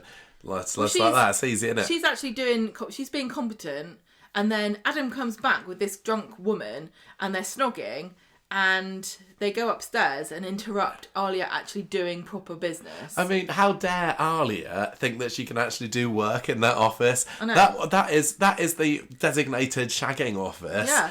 With a long history back to Toya and Imran. So before she was around. Come on, Alya. I know, she's rude. Out you go, lady. So Richard just been telling Alya that he thinks that she should be a partner. Then, Rebecca and Adam are kind of a bit sheepish. She's like, oh, sorry. She's smirking. She leaves. Adam, she said, it was a bit boundary crossy how it got in the end. Adam then tells Alya to go and get him a coffee. And she's got her nose completely put out of joint. She tells Rich that how sorry she is. And he says, I don't mind. I was really impressed with you. Here's my card. You should call me. Mm-hmm. So she goes back upstairs and has an argument with Adam. And he's like rude to her again. And she says, look, Rich offered me a job and I quit. I'm going to go and work for him. Alya tells Dee Dee later that she's quit. I'm surprised here because I thought she worked for Dee Dee, not Adam. But that's how it was sold to us at the beginning. Dee Dee hired her as her assistant. And they were both going to be like, sisters-in-law or whatever. Standing with your arms crossed back to back together. I think the big problem here is that we've not really seen very much of Alia working there at all. If you were to like pick a random Corrie watcher and say, where does Alia work? They'd say speed dial, because that's where she seems to be 90% of the time. And although I very much enjoyed her on Monday's episode, actually, Adam was being a total arse to her, so he deserved everything that she got. And she has always been very intelligent. If anyone's going to be competent at that place, it's going to be her. Well, she's got clipboard. Exactly. Well, anyway, Dee Dee's absolutely furious about the fact that he's messed this up and has a go. He tries to apologise to Alia, but she's not backing down and says, I got 6 weeks notice I have to give you, so I'm taking my holiday. See you later. It's not very often that I am going, go Alia, but I definitely was for this. Were you on Team Alia this week? Well, I felt really sorry for Dee Dee because she's kind of in it now. She's been dropped in it because she's actually the one suffering and doing all this work for Roy's case, and Adam's just shagging about. Yeah. And it was actually her that hired Alia in the first place. So I think that Alia's actually being a little bit... What's the word? Oh, I'm trying to think of a nice way of saying it. She's just being a bit mean to... I did, although I was kind of going, yeah, go sister, on Monday about it. By Wednesday, my usual distaste for Alia's smuggishness was starting to overpower, and I was like, oh, just give it. Come on, Alia, you've had your day on Monday. Just go back to work for Adam now. There's a good girl. Well, but I'll tell you what. Just before we move on to that, I did really like the character of what was her name? Rebecca, yeah. She's played by another Gemma Murner, who's apparently in Hollyoaks. She played Carmel McQueen, so she's one of the famous McQueens in Hollyoaks, which is I think the Dingles of Hollyoaks, the Barlows. Oh, those are Barlows. Yeah, and I thought that she was very charismatic. I don't know whether she's going to be back. I've literally got no idea. I would kind of. I've not looked at any the spoilers for the upcoming weeks or anything, but the way that Corrie seemed to be going with its guest stars at the moment, if she's anything like Helen Lederer was and some of the other ones, that could be the first and last time that we've seen her. But I don't know. I think Coronation Street is trying to cement its status as the Bill of the acting world, where if you go to a panto, you look, every single person has been in the bill. Now it's going to be every single person's been in Corrie. They were in one scene. It's a very strange way to go about it. I don't understand what is going on. I wish somebody would explain to me why are all these random guest appearances happening of characters that get made up for one episode. Do they think it's more realistic? Because in a sense it is. I wonder whether it's partly to do with trying to get more viewers, get more bums on the seats, because they did go through a bit of a publicity drive for her and for Helen Lederer the other week. But Helen Lederer was on the show because she was trying to promote a book. Yeah, I know. But Gemma, they showed her like, here's me posing against the Rovers, and hey, look, everybody, who loved her in Hollyoaks, and now she's on Corrie. Do you really think that would do anything, realistically? But I don't know. Is this Corrie trying to just find some way to get more people, especially getting an ex-Hollyoaks actress, attract the youth? I can't believe that anybody would seriously consider that to be a good strategy. Well, stranger things have happened. I don't think it is. So anyway, Wednesday, Alia's telling Yasmin that she's accepted this job offer. She's a bit nervous about it. Everything's falling apart without her. She's Dee Dee's lost files. And again, I just want to add something else here that I've noted. What no, are you about to talk about Dee Dee being less ditzy than she was? No. Oh. She when she originally came in, she was like, oh, I'm such a ditzy idiot, but I'm also an amazing lawyer. How funny that these two things... Now, they seem to have gotten rid of that, but now she started talking to herself out loud. There have been 2 scenes where she's really prominently spoken out loud. I've not even noticed this at all. And somebody's gone, oh, you're talking to yourself again. Like, she's been doing it the whole time. That's her new quirk. She hasn't been doing it the whole time. She just started doing it. And I'm wondering why they put this in the show. I'm thinking that there's going to be a plot thing that happens where she says something out loud that she shouldn't say. Yeah, and someone's going to overhear her. Maybe. But has anyone else noticed this? It wasn't subtle. Well, I didn't notice. It was too subtle for me. So everything's falling apart without Alia, and Joel comes in, helps her find a file, and invites her for a no strings attached drink. I did think it was a little bit unbelievable just how quickly that office descended into piles Chaos. of paperwork and folders. Didi can't seem to work her own antivirus I software. know, that was the silliest thing of all. Like, I'm getting pop-ups on my computer. If only Alia was here to stop me. I don't... Come on, Didi. What do I do? Ali's Come on. like, Didi, we've been through this before. It's called McAfee, it's free. You press the X and it goes away. Yeah, basically. I can't remember that, Alia. I need you for that kind of stuff. I do the lawyering, you do everything else. You do all of the highfalutin tech things like pressing on the X to and close a window. reminding me where the start button is. How do I find a file? What's the difference between the to field and the subject field in an email, Alia? What's I always BCC? get those two mixed up. Honestly. Right, so Adam's absolutely, he's furious because it turns out Alia's poached a really big client. Do you think Alia also has to remind Didi to safely eject her USB sticks before she takes Didi, them stop out? yanking them out. That's going to be the next thing. Didi's going to get her files corrupted because she just yanked her USB out. What's happened? Right, so anyway, Adam goes to confront Alia for stealing their clients, and she says, no, I didn't sign anything, so I couldn't do it, so screw you. Then we get more of Joel and Didi, where he's distracted by that phone call we mentioned earlier, and they go to the bistro together later, and he says, it was Emily, she wants me to see Maeve. I'm scared, I've never seen her before. She says you'll be fine. Adam tries to get Alia to come back to work for him for more money, and she says to think about it, but she's absolutely got no intention of going back there. And she phones Rich up and tells him, I've got more clients we can steal. So it's not cricket, is it, Alia? Come on. It's not really fair. She's absolutely going back on this whole thing that we set up with Didi and Alia.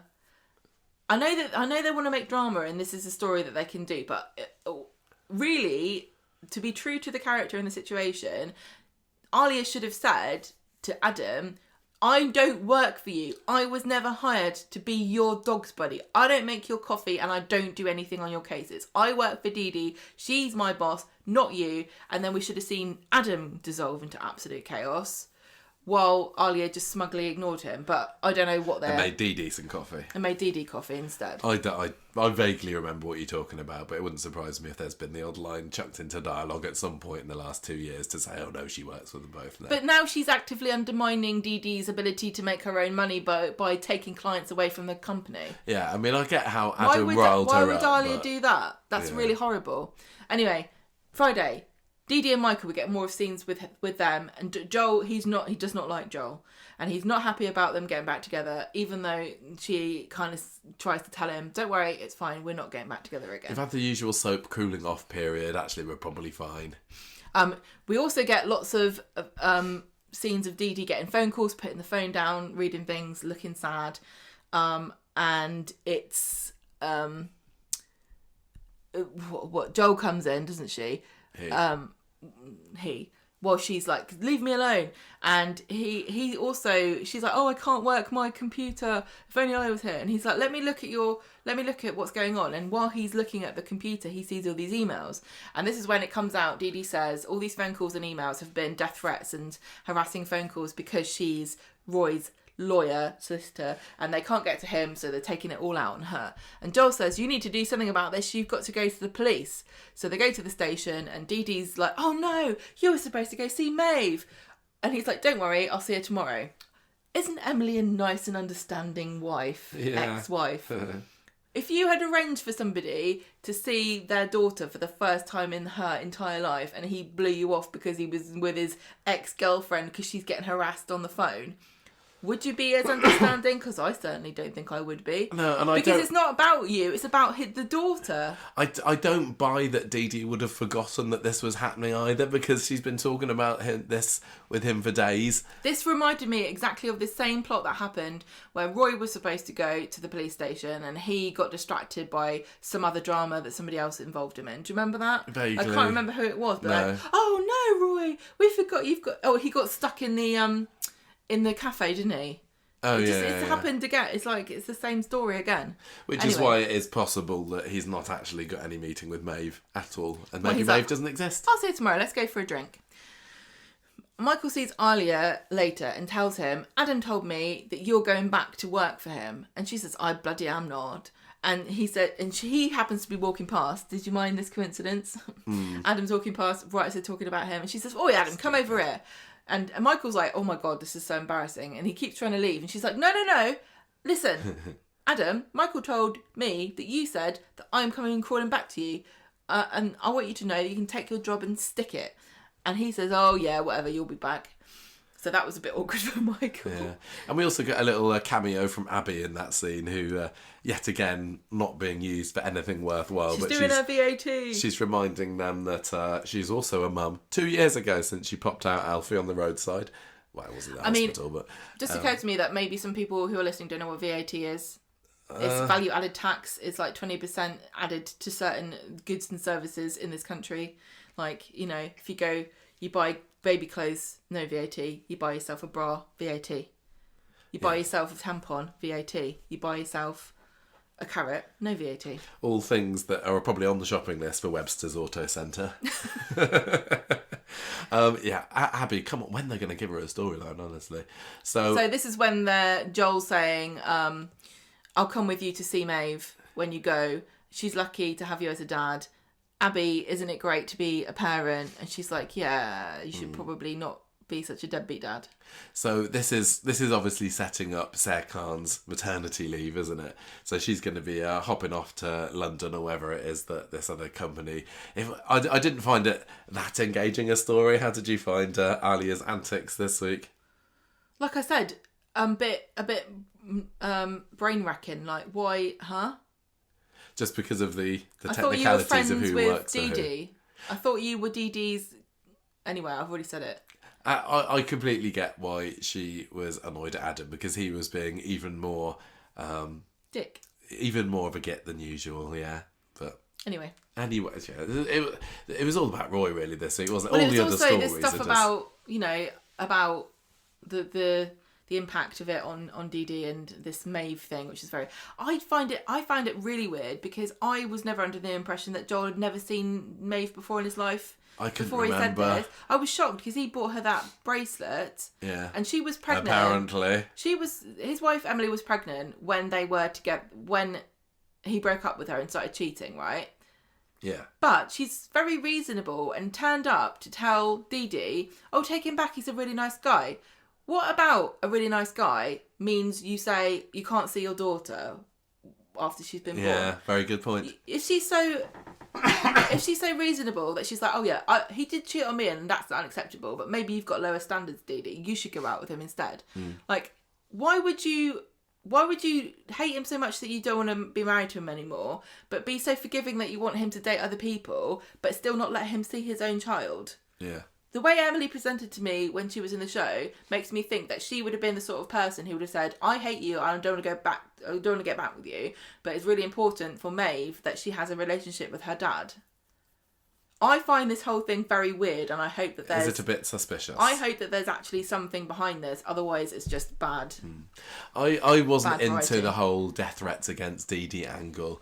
I don't need more darkness. I don't need more other issues for her. And here's the other question. How is Adam oblivious to this? What, the Dee Dee's getting her death threats? Yeah. Does he not check the emails or answer the phones himself? He's got his head up his own arse most of the time. He can't be that bad and oblivious that he doesn't know that this is going on. That doesn't make any sense. I don't think he notices. I think Dee Dee could probably be there looking sort of concerned. And Maybe he just gets death threats all the time. Yeah, probably. Just Right. comes with the territory, doesn't Do you want it? me to do this one as well? Yeah, you go. Leaving you go ahead. 11. What's that supposed to be? This is what's going on with Sean and Dylan. And Oh yeah, leaving also 11. a bit of Maria. So last we left it, Maria had deleted the video, or she let No, Gary delete the video of Gary and... No, she hadn't. This is what happens on Monday.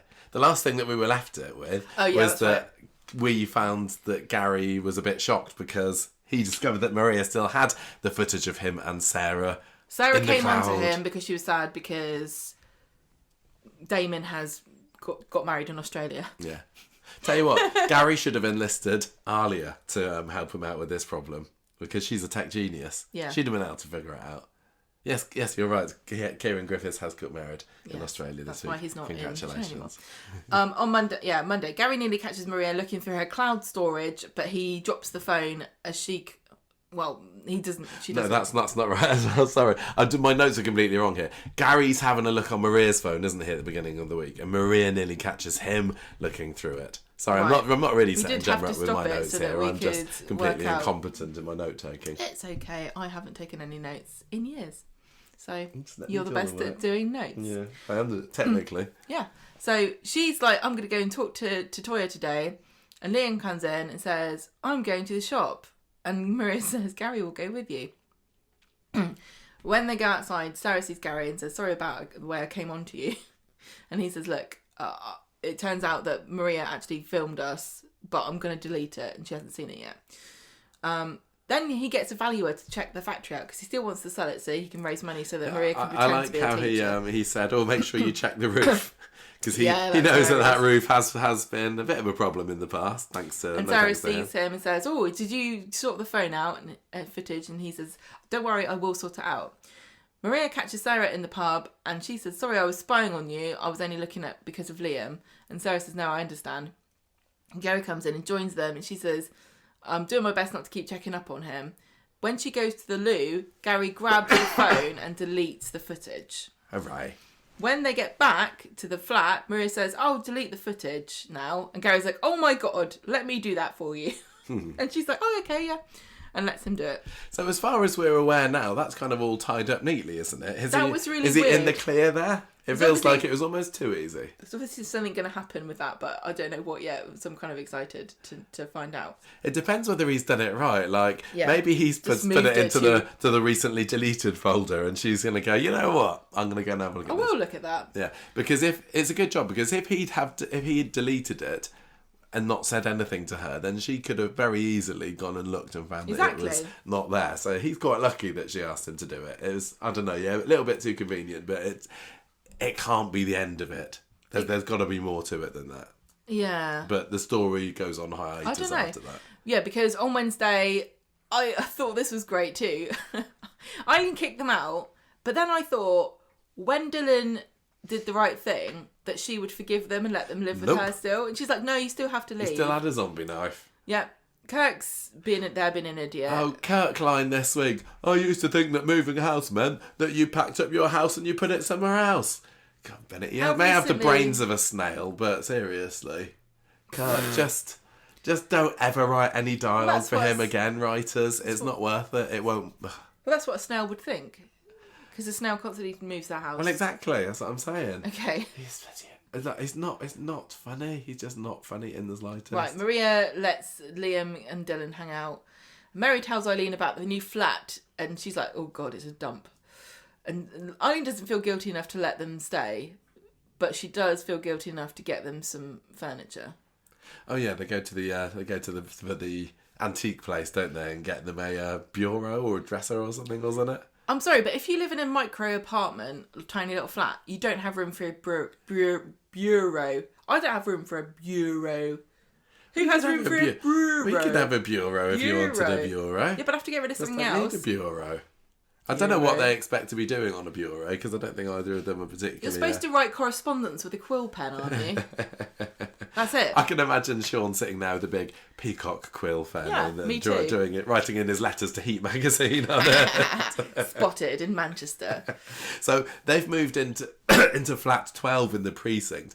They are rapidly filling up those precinct flats with characters now, aren't they? So it does look a bit like the one that Courtney and Ardy lived in, and also the one that was before them belonged to Shelley. And also ever so slightly like Lauren's, which also It doesn't was... look anything like Lauren. No, it doesn't look like Lauren's, you're right. But it's But not...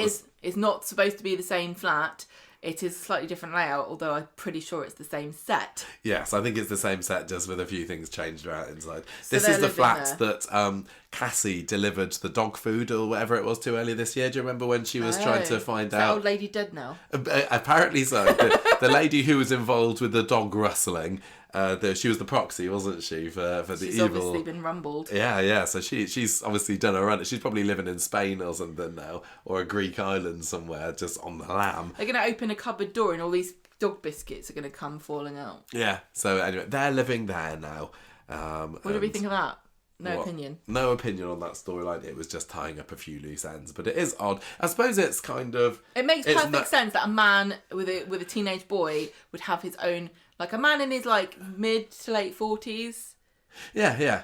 Doesn't live as a Sean lodger... should, at this point, with have his own son. place. Like, being a lodger's fine... But when you have your son with you, that's when it starts, and there's nowhere literally physically to live. He's literally lived at number sense. 11 for 20 years now. We've just seen on the ITV3 classic Coronation Streets in the last week or two, him moving in with Eileen.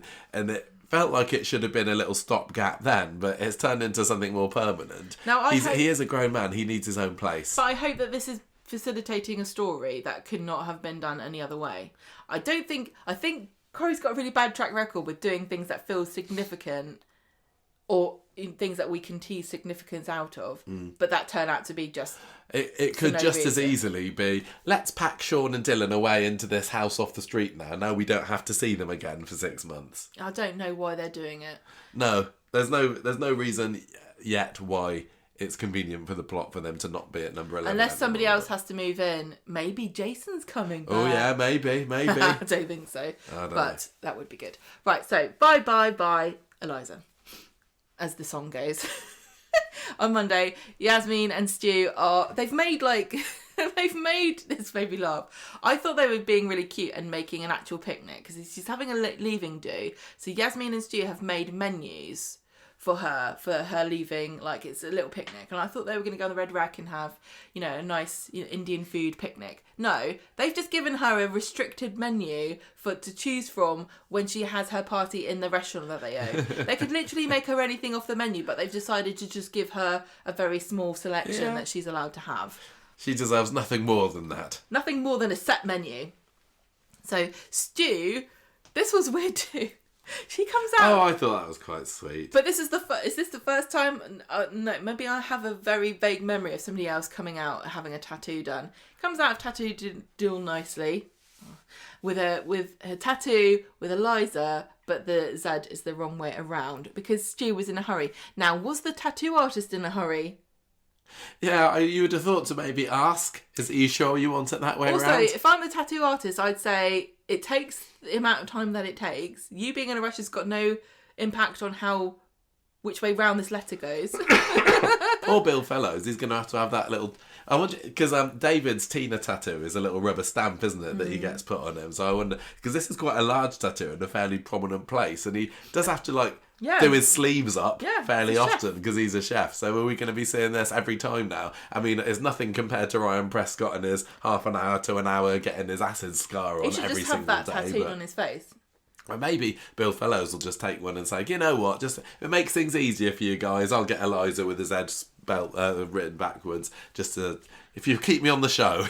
Well, is he going to stay on the show? Well, yeah, because it's not sure by the end of Wednesday's episode. Because it will even by Monday's episode. Because Yaz is telling Stu on the end of Monday, oh, maybe you should go to Germany for a bit. Why don't you go to Germany? Get out of my hair. Because actually, I've established that we're not getting on with each other. It actually turned out that before you came along, I had a better story. And I'm not talking about the one when it was me, Kathy and Elaine living at number 6 being scared of a mouse. I'm talking about the one before that. Jeff Metcalf terrorising me for 2 years was actually the high point of my life. It's only now that I'm realising that was when everybody loved Everyone Yasmin. Gave me attention. I got all the awards. I see what Alia means about being a victim. It is intoxicating on the show. Makes you the main character. So, like we said, they did clumsily establish that Yasmin and Stu have not been getting on with each other. This was stupid. This was just the same as Tracy and Steve, wasn't it? I said on the short, maybe Yasmin's going to be dating Tommy Orpington soon. In a soap, you can't just say it. You can't just say it. It's not like we've not seen much of those two Precisely. Either. Because at least with Tracy and Steve, they've not been on screen, so you could say, okay, maybe if they're going to just say it. The most basic of like storytelling premises is show, don't tell. And on a soap, you can do that you absolutely need to get out of this habit of telling us things have happened under our noses.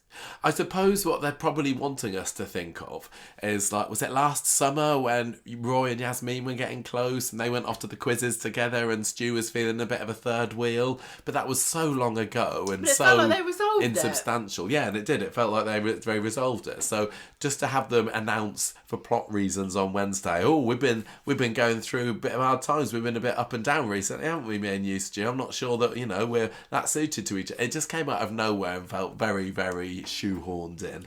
So, Eliza and Stu go to Brighton in the morning. My God, can you imagine? Just a little trip to Brighton. It takes us 2 hours to get to Brighton. It must take. And we're on the south coast. 5 or 6 hours to get. Surely. Yeah. They Just to go and see our mum in the clink. Got to go really early in the morning to go say goodbye. Why do it on the same day that you have to leave? Look, it's none of my business. Or why not just get a plane to Germany from Brighton? We have airports on the south coast. There's even I've heard, I could be wrong, I've heard they have them in London. I think some of the main ones might be there. Do you think so? Anyway, they go to see Mum in prison. Yasmin says, oh, Eliza was the glue that held us together. Really? We spent all our time making that menu for her going away party. Now there's nothing left for us.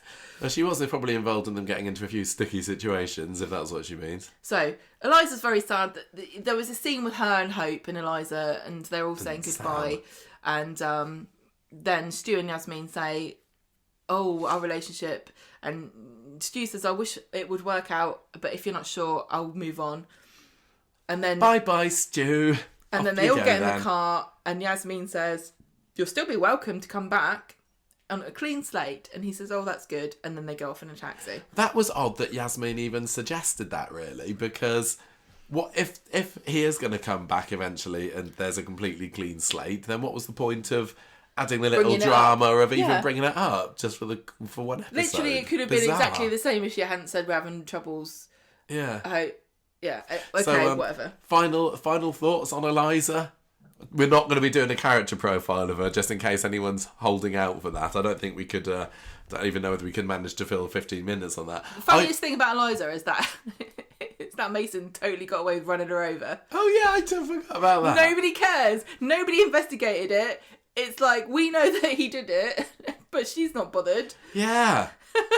I'm just completely baffled because in my headcanon, this thing about her mum taking the fall for killing that Charlie chef, and I'm like, no, Grandma did it. She made the mum think that she did it, and now they're not going to come back to that. Is Eliza the most insignificant character with the most significant unresolved story plots that we've ever had on Coronation Street? They really could have and should have made more of that. Those are two really big, like, you could have got an A story in a week out of both of those stories, and they've just gone, no, just go to Germany.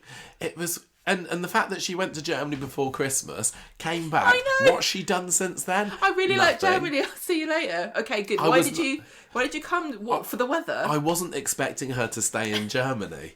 And it's a big move for your kid to go and live with your dad, who was established as being very dodgy. And I just also had, they made more of a big deal about transferring Dylan to London than they did about sending Eliza to Germany. She's like, don't worry, I've got Duolingo. I'll see you guys later.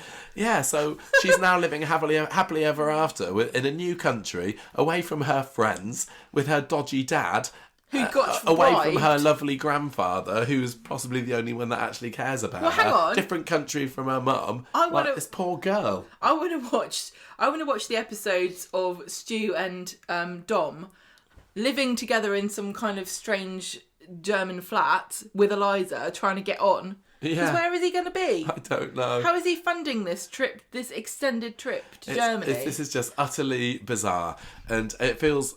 I kind of assumed that Eliza... I always thought that she was going to stay in it. I don't know why, even though they didn't often give her a whole lot to do, but she's of an age where the kid characters don't often have enough to do. So when they decided, or when they were declaring, maybe she's going to go and live in Germany, I was like, no, they won't. It's because they focused on her so heavily, and she was so insignificant. It felt like, why would you bother with all this plot development for a child that's going to go...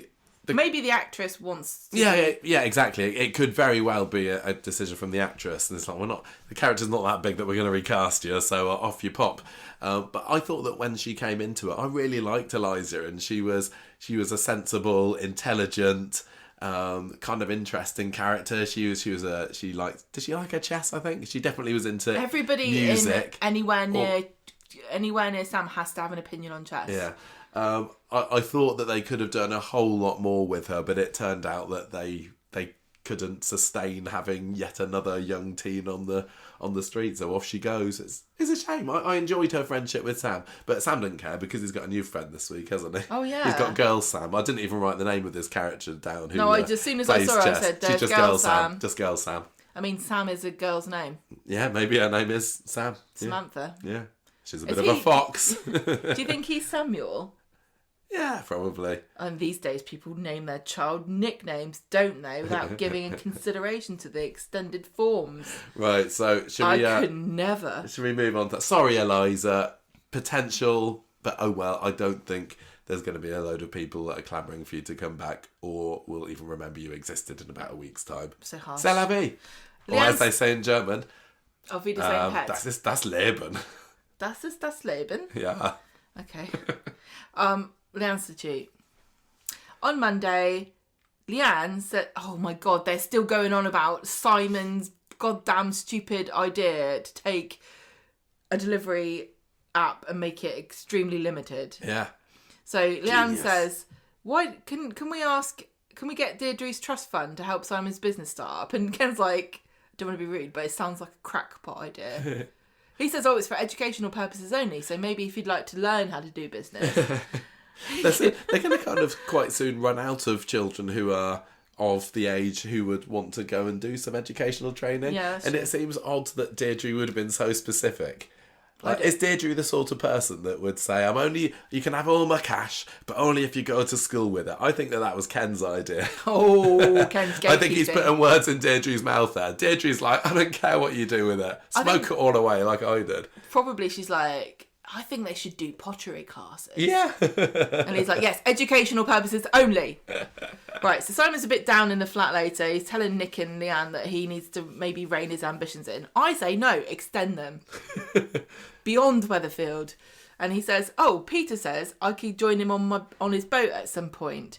And then Leanne's like, the Institute says that you should believe in yourself and all your stuff and whatever. And he says, yes, I will. I will listen to you. And she says, right, do some research and we'll invest in you, etc.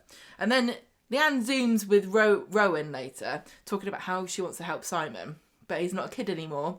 And Rowan says, do you think that you would want to help him more if he was... Well, he kind of makes her teases say. it out of her. Leanne says, I would want to help him more if he was Oliver, which is the most devastating thing I think I've ever heard her say. Don't you think? Yeah. This child, she was always adamant that he was her son. And now she's admitting that she prefers Oliver. Her dead son to Simon. That's really... Do you know what? I know that this is just a fictional thing, but... That's got a sting if you're watching this and you are an adopted child or, a foster child or something. Doesn't that feed into all of the insecurities around fostering and adoption? Yeah. That you're never as good as the biological child? Yeah. That's awful. I can't believe that she said that. Well, these culty people will make you say things that you don't really believe. But are they going to retcon it and say that she never meant it and she was only trying to please Rowan? I'm just really... I thought that was really bad. But not surprised. I mean, it ties into what Toya was saying last week, that he's using Oliver to manipulate her. Maybe that's what's happened. I just don't think that Leanne, without Rowan's influence, I don't think she would have thought that. So, and I hope that if anyone is watching it who is in that situation of like being Simon or feeling like Simon is any way analogous to your situation, you don't feel... As long as your parents aren't in a cult, it's all right. They still love you just the same. But, it felt like a throwaway line that could actually be incredibly affecting for some people that I don't know that it was really focused on. Well, I wonder whether Simon's going to find out about it. Is she going to say, because you're not my real son? I don't know. Well, Rowan says, you've got to take one of the Institute's life assessments. Are you ready? Yes, I'm ready. We don't get to see any of this, though, do we? Do you think she gets like a C? It hasn't happened yet. I'd give her a D. So this is I guess just like they have in Scientology, where you have to pay to go up to the next level. Do you think that the life assessment was, maybe you should do something flicky with your hair and wear more green? Well, she certainly on Friday. She's a completely different person, isn't she? What's like, happened? She's been digging deep in her wardrobe for this one. She's smiling. Don't recognise her. She's wearing colours. I know, she's full of the joys of spring. Wearing prints. Very interesting. They definitely did give the character a little bit of a makeover, because Leanne and Toya have got very specific styles of dress. You've got Toya, who looks like Victorian schoolmistress. Victorian ghost. She's always wearing dark, like frilly little bit of Victorian floral in there. high necks, like buttons and dark prints with floral motifs. And then you've got Leanne, who's always wearing like, I don't know, like girl boss outfits. Like she's always got like prissy kind of plain clothes. Like it's always like white or black. It's always a block colour. It's always like got unnecessary details like buttons that clearly don't open. You know what I mean? It's always like she's got that big bow. She's got that dress, that top that's like got a big fake bow on the front of it. It's all very like business, but with a twist, you know. And now she's wearing a sort of sunny kind of like fun and flicky green floral kind of like leaf print outfit. Very spring colours. Really goes well with her natural colouring, which is blonde. And she's got her hair styled so that the ends flick outwards like Farrah Fawcett or something. She looks more open. It makes her face more open. She's smiling more. She's got different body language. I think This is just Gemma's audition for a job in the costume department. No, I don't need to. They're doing a great Coronation job. Street. They don't need me. But it just goes, you know, and Jane Danson's doing a really good job of like changing the way that Leanne is reacting to everything. Because Leanne just spends her time skulking about and scowling. I don't want to be this person, but I think she should stay in the cult, because I like cult Leanne much more than I like normal Leanne. She seems like, she's having a time of her life. I still think that, I don't know, I don't completely buy that she would fall for all of their patter quite as quickly as she has, because if she could hear herself... She's seen it deliver results, and that's a powerful thing. But she's also seen Zoe Tattersall getting sucked into a cult. Yeah, but that was a fake cult. This is the not real a cult. deal. This is the Institute. This is a way of thinking that generates real and positive impact in your life. I don't mind too much, because every time that she starts waffling on about reality coding, we just 50% of the time we'll get a cut to Nick just giving the best. Ooh. He's so hilarious. His face is like, what the hell? I definitely don't want to marry you now. I mean, the thing is about it that I think is fair to say about Leanne's susceptibility to this is that it is very... Some of it is a bit woo-woo, but some of it's quite plausible. And the fact that her sister is a counsellor and she is saying very similar things. They're like parallel tracks, aren't they? Like... Some of the stuff that Toya has probably said to her is not that dissimilar to what they're telling you at the Institute. Yeah. You know, empower yourself, take responsibility, make decisions, like, you know, believe in yourself, self-confidence, don't worry about things that haven't happened. All these kind of stuff that Toya probably says, but they're taking those things and twisting them and making them into... jargon and nonsense. I still think that if 1997 Leanne could see 2024 Leanne, she'd give herself a right slap. I think she'd fight her. Listen to what you're saying, love. It's what like, a load of bunkum. It's like if you give a budgie a mirror. Right. So everything's going well at the bistro, and Leanne thinks it's because of reality coding, and they've had this big event, like a wedding anniversary, and everyone loved it. The bistro was packed. There was 6 people in there. It's all down to me. No, the bistro was fuller than it's ever been, but you can't see that because that happened behind in the an episode camera. That wasn't on it wasn't shown. So Leanne's convinced this is all true, and she's banging on about it to Nick, and Sam tells her he doesn't believe in it. And then a girl Sam comes over, and they start playing chess together. It was a girl with glasses, and that's all we need. They I don't know how they did this, but they cast her perfectly, and they made like she was just she had the same cadence and everything. Yeah. Do you remember that girl that he was interested Yeah. in a couple of years ago that was also into her Yeah. chess? I wonder if they tried to get her back He just again. goes around. He's like the Lothario of the chess world. He just goes around banging all these chicks and discarding them after he's had their queens. I noticed this, Sam. Don't think I haven't seen you, player. Right, so they have a draw.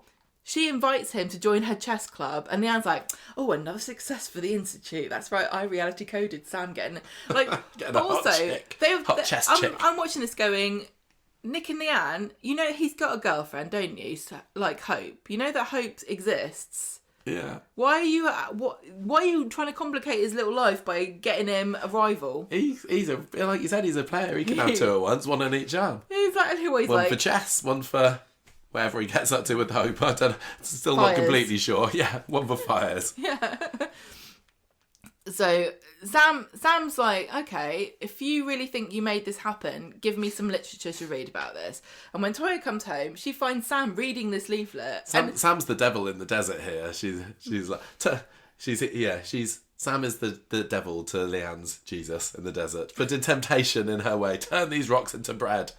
Okay. The Institute didn't work like that though, Simon. Well, Simon? Sam, sorry. I was confused here because he's got a leaflet that seems to give you the secrets to reality coding. But Leanne paid 400 quid for this. I know. Why is she giving it away for free? It's a simple 3-panel leaflet, I know, isn't it? exactly. He's like, just going to read the bit Just that gonna tells you read- how to reality code now. Literally 2 paragraphs. It says reality code your life. Yeah. You can do it, just try.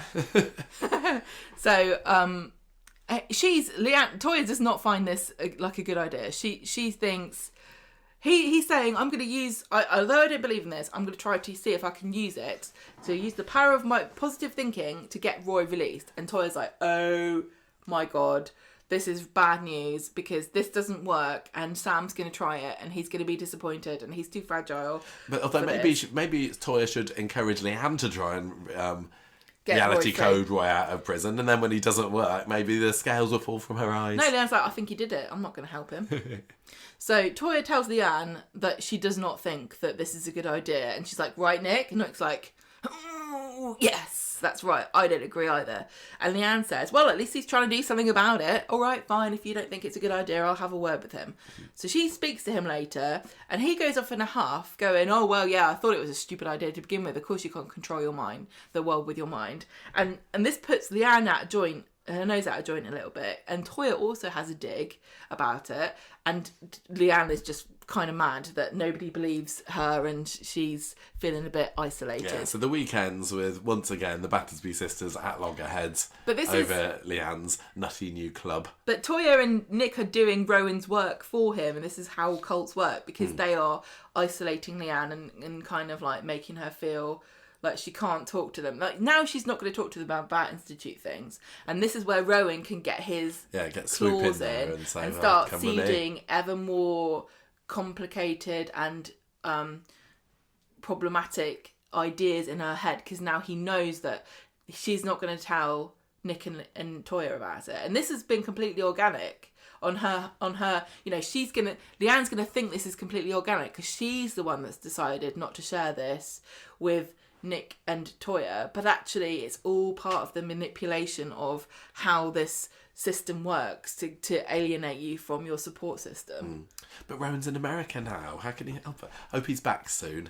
I feel like they were still only on the cusp of I'll tell you who turning this into something big. And I want there to be at the moment it's very much like, reality coding, here's how you do it. I want there to be a bit, I want to delve deeper. I want to go on to the next level of the Institute and see what's there. By the way, we was it last week we talked about uploading your conscience to the cloud when you die, and then somebody on our Facebook group said that we should watch Upload on Amazon Prime, and we've watched 3 episodes of it now. It's quite good. I quite like Thanks it, for the actually. recommendation. It's a good show. I'm surprised that more people don't know about it, because it's Greg Daniels, he did Parks and Rec and stuff, and I think there's too much sex sex in it. Yeah, there's too much bonking for Why Gemma. is there sex in it? It's about computers.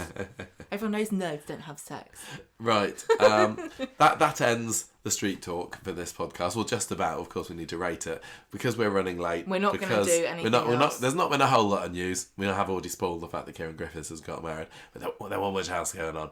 And we're sorry if you wrote feedback in. Sorry for the feedback. Also, we want to get this out to you as soon as possible. We will do. Any feedback will pop into next week. But I found out this week that there was some feedback that had been from a couple of weeks ago, I think, that went into our junk folder, and I so rarely look in our junk folder. So if there's anyone any other time who has emailed us and we've not read it out on the show, it's quite possible that it just got disappeared into our junk folder and I didn't even notice. So I apologise for that, even though it's not my fault. I will endeavour to check the junk folder more often. But yeah, we won't read it out now. We'll get onto that in Friday's episode. And that's the end of that, really. So, Gemma, how are you scoring this week's Coronation Street? Any numbers you're erring towards? I really enjoyed talking about these. I think sometimes some of these stories become better as we talk about them. We talked about the Roy story a hell of a lot more than we talked about any of the other ones. Like, we were rushing through the Alia story because it wasn't that engaging, really, as much as I was championing Alia. Alia gets a new job, Sean moves out at number 11, and Eliza goes to Germany. Sums up the meat of the sandwich, and then the bread was Roy and then Leanne. Yeah. So I enjoyed those two stories quite a lot. The middle bits, not, I'll be pulling them out and putting them on the side of the plate. I suppose out of all of them, I was more interested in the Roy story, but there was definitely a lot more in that story this week that put me off it. And I was the whole thing about Bobby accurately predicting this coat that Daniel just so happy. I just couldn't put that to bed. It's too ridiculous for words for me. So it's definitely going to be losing some points for there. I think I'm probably going to go with 3 Trump candles out of 5, which is what Kirk was wondering what they would smell like. Yeah, not the best of weeks, but yeah.